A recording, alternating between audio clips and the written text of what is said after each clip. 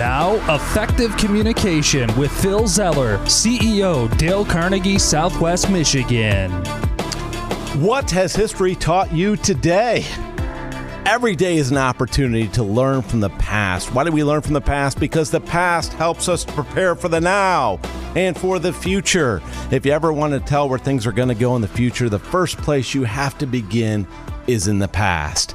And it's so interesting, especially in the world that we live in, where everything seems to be new to people because they're a first generation or it's the first time experiencing something. And then some of us are sitting around saying, oh, we've been here before. Let's pull out the history books.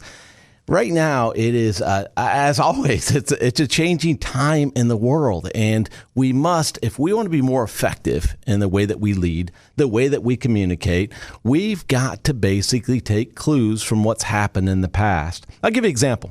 Dale Carnegie wrote in How to Win Friends and Influence People about a story. It was the story of Teddy Roosevelt, of course, a great president that we had. Some agree, some disagree, but he was obviously great at the time because he got elected in office multiple times. And he was a man of the people, as they say. And Teddy Roosevelt was a big personality. And some people agree with him. Some people didn't agree with him, like any president, right? Well, he left office after serving a couple terms, and Howard Taft came into office, and he won the nomination. And he was of the same political party that Teddy Roosevelt was. And as Dale Carnegie shared, that as things progressed, Teddy would reach back and share with Taft some things that he could be doing as the new president.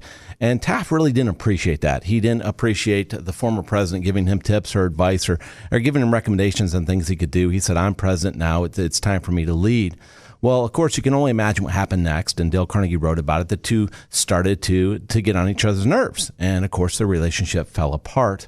So much so that Teddy Roosevelt decided to run for another term, and he started a third party called the Bull Moose Party to run against Taft. Well, what did that do? That split the Republican ticket at the time, and Woodrow Wilson, the Democrat, took over, and he got elected as the next president. Afterwards, the media asked Taft, what could he have done differently? And from his standpoint, he said, I couldn't have done anything differently. I did everything I could. Well, here lies the rub. Did he do everything he could?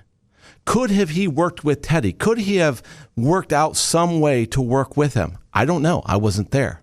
But the question is, did he do everything possible to make amends with that relationship, to make it successful, or at least palatable, so that he would not run against him to split the ticket? Well, I'll let you be the judge of that. The biggest lesson we can learn from things like this is what's going on in the world right now. Never point the finger of blame. Never point the finger of blame. Because when you point the finger of blame at somebody, basically when you say it's their fault that this didn't work out, count the digits. There's 3 coming back at you when you point the finger of blame. And if you think about it, when you point the finger of blame at somebody else, what you're saying is, I didn't care enough to do any more than I did about it. I did all I wanted to do, and that was it. And so now I'm going to blame somebody else for why things didn't work out. Well, in the short run, people do that. It's a defense mechanism, and it makes them feel good, and they have a euphoric moment because they're putting the spotlight off them and blaming somebody else for what's going on. But that's a very short-lived moment in time, because what happens is it doesn't resolve the problem at hand. It just doesn't do it. And this is the challenge that we're faced with right now when we have people who are in leadership positions that are pointing the finger of blame.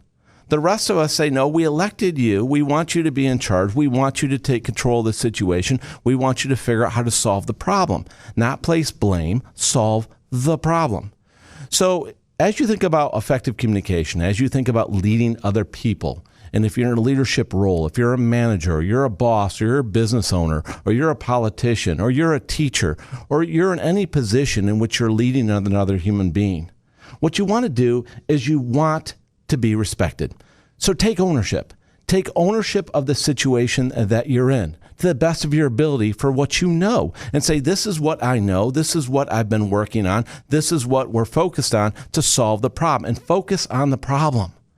Because the rest of humanity, the rest of the people following you want you to be focused on solving the problem. Here's the beautiful thing about being human beings. We do allow people to make mistakes. Why? Because we all make them. There is no perfect person. Have yet to meet the perfect person. Haven't met them. We all make mistakes.